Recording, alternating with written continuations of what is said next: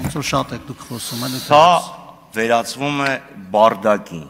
Համա նախագահողներ, մեկը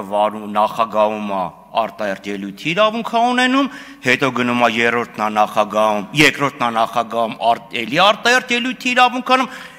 Ալեն Սիմոնյան հետարքիրակը հասցնի գա, մնացել է 37 րոպե, մի հատ էլ ինքը գա արտահերթ ելույթ ունենա, հրաշք, խորհրդարանականության, պարլամենտարիզմի գագաթնակետ, եւ այս մարդիկ խոսում են կարգ ու կանոնից։ Հրաշք։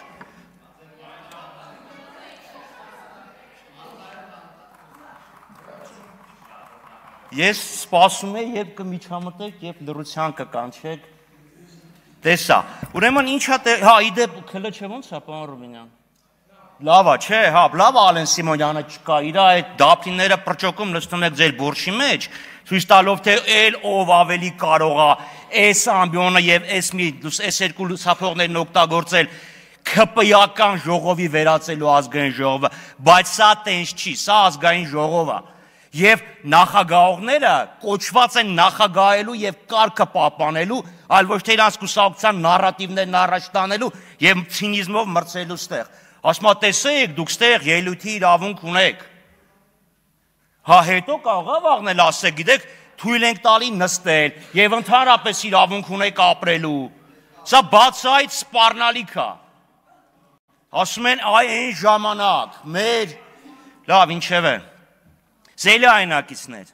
ասում են ճգնաժամ չկա, մի հատ էլ գնացեք Բագրատաշեն եւ մյուս անսահմանային անցման կետեր տեսեք, կա ճգնաժամ թե չկա։ Հələ մի հատ բյուջեի նախագիծը կարդացեք, տեսեք, կա ճգնաժամ թե չէ եւ այս իշխանությունները, որոնք խոստացել էին Հայաստանը դարձնել սիլիցիումային հովիտ, սիլիկոնյանը մի քիչ այլ ձև է հնչում, տեսեք ինչի վրա են հույսը դրել։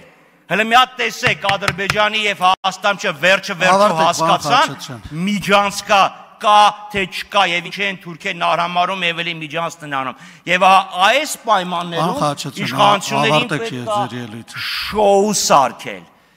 Մերկապարանոց դատարկ շոու սարքել, վախեցնել բոլորին։ Խնդրեմ, պարոն Արշակյան։ Զբաղեցրեք ձեր տեղը, պարոն Խաչատրյան։ Ավարտվել է ձեր ժամանակը։ Քաղաքացիական պայմանագիր պատգամական խմբակցության անունից ձայնը տրվում է խմբակցության ղեկավար